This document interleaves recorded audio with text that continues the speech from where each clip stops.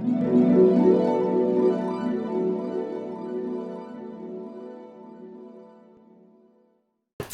it's John Fluevog, and we're back, and we're reading Roald Dahl, and it's called The Fantastic Mr. Fox, and things are getting very exciting. Chapter 16, The Woman. Quick, said Mr. Fox. Hide. He and Badger and the smallest fox jumped up onto a shelf and crouched below a row of big cider jars. Peering around the jars, they saw a large woman coming down into the cellar. At the foot of the steps, a woman paused, looking right and to the left. She turned and headed straight for the place where Mr. Fox, Mr. Badger, and the smallest fox were hiding. She stopped right in front of them. The only thing between her was a row of cider jars. She was so close, Mr. Fox could hear the sound of her breathing. Peeping through the crack between the two bottles, he noticed that she was carrying a big rolling pin in one hand. Oh, she's a scary looking woman there. Can you see her? Frightening. Very, very scary. Let's see here.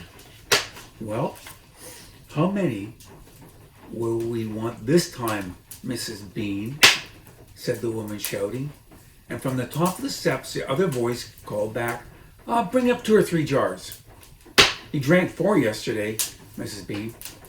Yes, but he won't want that many today because he's not going to be there much more than a few hours longer. He says the fox is bound to make a run for it. And he can't possibly stay down in that hole and hide another day without food. Little do they know, right? The woman in the cellar reached out and she lifted a jar of cider from the shelf. The jar she took was next to the jar, which was behind where Mr. Fox was crouching. Oh, so scary. I'll be glad when a rotten brute is killed and strung up in the front porch, she called out. And by the way, Mrs. Bean, your husband promised I could have the tail as a souvenir. Tail's been taken, all shot to pieces, said the voice from upstairs. Didn't you know that? You mean it's ruined? Of course it's ruined. They shot the tail but missed the fox. Oh, heck, said the big woman. I did so want that tail. Well, you can have the head instead, Mabel. You can get it stuffed and hang it in your bedroom wall. Hurry up now, get that cider. Yes, ma'am, I'm coming, said the big woman. Well, I didn't show you that. All right, the cider, the woman. All right, and she took a second jar off the shelf. But, if she takes one more, she'll see us, thought Mr. Fox. He could feel the smallest fox's body pressed tight against his own, quivering with excitement. 2 will be enough, Mrs. Bean, or shall I take 3? Well, my goodness, Mabel, I don't care, as long as you get the move on. Well, 2 it is then, said the large woman, speaking to herself. He drinks too much anyway. Carrying a jar in each hand and with the rolling pin tucked under one arm, she walked away across the cellar. At the foot of the steps, she paused, looked around, sniffing the air. There's rats down here again, Mrs. Bean. I can smell them. Well, then poison them, woman. Poison them. You know where the poison is kept. Yes, ma'am, said Mabel said. She climbed slowly up, out of sight, up the steps, and the door slammed.